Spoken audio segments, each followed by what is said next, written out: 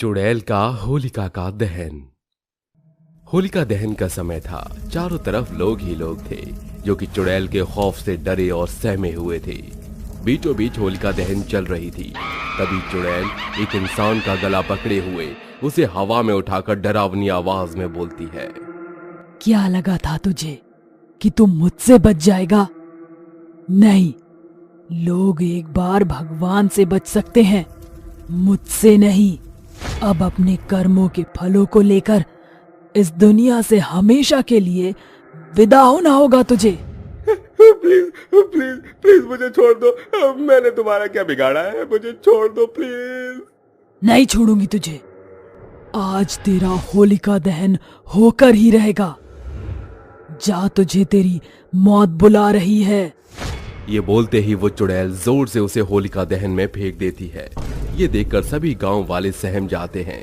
तभी चुड़ैल बोलती है, अगर कोई मेरे रास्ते में आया भी तो उसका भी यही हश्र होगा। जिंदा रहना चाहते हो तो अपनी मर्यादा में रहना। चुड़ैल की बात सुन उस आदमी का भाई हरीश आगे आकर चिल्लाते हुए बोलता है, चुड़ैल, तेरी ये हिम्मत, तूने मेरे भाई को मारा, मैं तुझे छोड़ूंगा नहीं।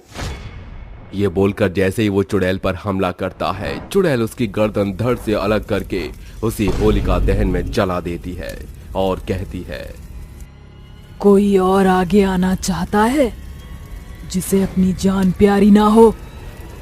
जो भी आएगा इसी तरह ही मौत पाएगा। नहीं छोड़ूंगी, कोई नहीं बचेगा, सब मरेंगे। अगले साल मैं फिर लौटूंगी किसी की जान लेने के लिए। इसी तरह गांव वाले डरकर अपनी जुबान बंद कर लेते हैं और कोई कुछ नहीं कर पाता। 2 साल बीत जाते हैं। पिछले 2 साल में चुड़ैल ने 2 आदमियों को होलिका दहन में जला दिया। इस साल भी होलिका दहन में किसी के जलने की बारी थी। तभी शाम के समय मोहिना अपने पति विवेक से कहती है, अजी मुझे तो बहुत डर लग रहा है। कल होली है, वो चुड़ैल फिर आएगी और पता नहीं इस बार किसकी जान लेगी। ये तुम क्या बोल रही हो? वैसा कुछ नहीं होगा, नहीं होगा, समझी तुम? आप इतना डर कर अटक कर बात क्यों कर रहे हैं? आप ठीक तो है ना? कितना पसीना आ रहा है आपको? कुछ नहीं, मैं ठीक हूँ। वो चुड़ैल है ही ऐसी कि उसकी बात सुनकर डर लगे। ये लीजिए, पानी पी लीजिए और सो जाइए। मोहिना की बात सुन विवेक लेट जाता है और करवट लेकर अपने मन में कहता है, कहीं इस बार चुड़ैल मेरी जान न ले ले। उसने मेरे 3 दोस्तों को तो मार ही दिया है। वो चुड़ैल मेरी जान भी ले लेगी अब। विवेक मोहिना की बात सुनकर सहम जाता है। पूरी रात सो नहीं पाता। आखिर ऐसी क्या बात थी जो विवेक को परेशान कर गई और क्यों उसके 3 दोस्त को चुड़ैल ने होलिका दहन में मार डाला? जानने के लिए विवेक के पास चलते हैं। विवेक उठकर हड़बड़ी में अपने दूसरे दोस्त श्याम के पास जा रहा होता है। जाते जाते वो रास्ते में गिर जाता है। तभी वो बोलता है, अरे मैं कैसे गिर गया? तेरे कर्म ही ऐसे हैं और तू कितना गिरा हुआ इंसान है ये तो तू भली भांति जानता होगा। ये आप क्या बोल रहे हैं बाबा? कुछ भी।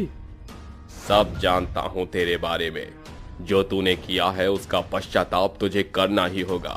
तुझे अपनी जान देनी ही होगी। वो आएगी, वो जरूर आएगी और तू बच नहीं पाएगा।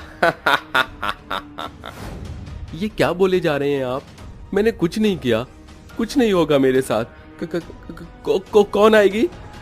जब तक विवेक उन बाबा से अपना जवाब मांगता, वो बाबा अचानक से गायब हो जाते हैं। विवेक को बहुत डर लगने लगता है। गांव के सभी लोग उस चुड़ैल की कही बात से डर जाते हैं। हर जगह उसी के खौफ की बातें हो रही थी। वहीं दूसरी ओर चुड़ैल विवेक को ढूंढते हुए मुखिया के घर में घुस जाती है और बोलती है, ए मुखिया, जल्दी बता मुझे, वरना मौत से हाथ धो बैठेगा। बता, सुरेश का साथी विवेक कहाँ है, जो हमेशा उसके साथ ही रहता था? जल्दी बता, कहाँ है? मुझे नहीं पता, मुझे छोड़ दो, मैंने तुम्हारा कुछ नहीं बिगाड़ा। बताता है या तुझे भी होलिका दहन में स्वाहा कर दूं। बताता हूँ। वो विवेक का घर उस जामुन के पेड़ के पास ही है।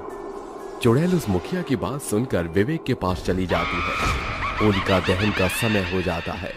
सब होलिका के पास ही खड़े होते हैं कि एक तेज आंधी आती है और पहले की तरह मंजरी चुड़ैल वहां विवेक की गर्दन से उसे घसीटते हुए आ जाती है और बोलती है, तेरे मरने का समय भी आ गया है ना विवेक। आखिर कब तक तुम एक दूसरे की खैर मनाते रहोगे? जैसे तेरे 3 दोस्त मरे हैं वैसे आज तू भी मरेगा। मुझे छोड़ दो, मुझे माफ कर दो। देखो तुम जानती हो मंजरी, मैंने तुम्हारे साथ ऐसा कुछ भी नहीं किया। तूने कुछ किया है या नहीं, लेकिन तू उस समय मौजूद था, सब रोक सकता था, जो कि तूने किया नहीं। अब मरने के लिए तैयार हो जा। जैसे ही चुड़ैल विवेक को मारने जाती है, उसकी पत्नी मोहिना वहां आ जाती है और चुड़ैल के पैरों में गिरकर अपने पति की सलामती की गुहार लगाती है। तभी चुड़ैल बोलती है, इस तरह मैं भी इससे भीख मांग रही थी कि छोड़ दो मुझे, बचा लो, लेकिन किसी ने मेरी एक ना सुनी। ऐसा क्या हुआ था तुम्हारे साथ जो तुम हर साल किसी न किसी को होलिका दहन में मार डालती हो? मेरे साथ क्या हुआ था? क्यों, तुम्हारे पति ने बताया नहीं?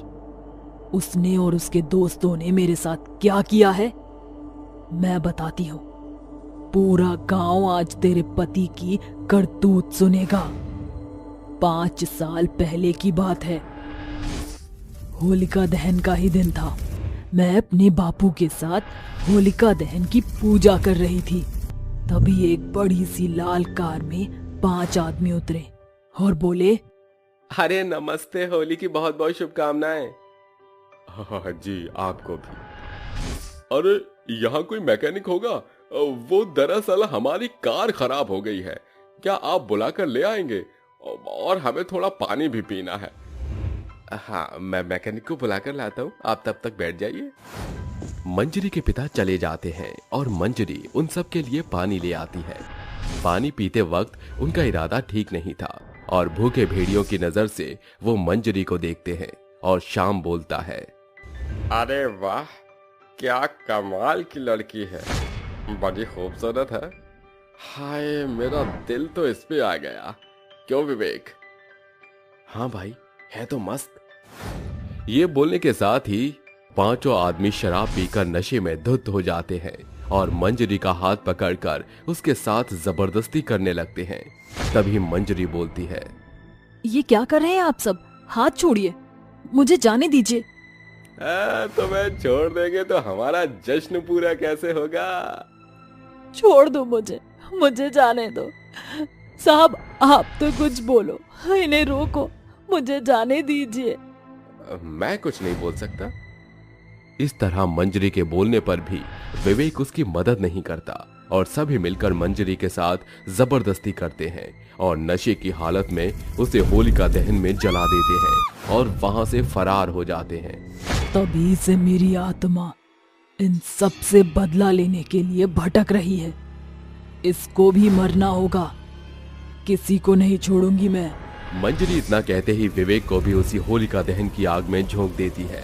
उसकी पत्नी रोती रहती है, वहीं चुड़ैल हंसती रहती है। गांव वालों को मंजरी के साथ किए गए अन्याय की खबर हो जाती है और वो कहती है, आज मेरा एक और बदला पूरा हुआ। जिस तरह इन्होंने मुझे होलिका में दहन किया था, उसी तरह मैं अपने गुनहगारों को भी करूंगी। अगले साल मैं फिर आऊंगी और उस शाम को नहीं छोड़ूंगी। चुड़ैल ये बोलकर गायब हो जाती है और अगली होली का इंतजार करती है।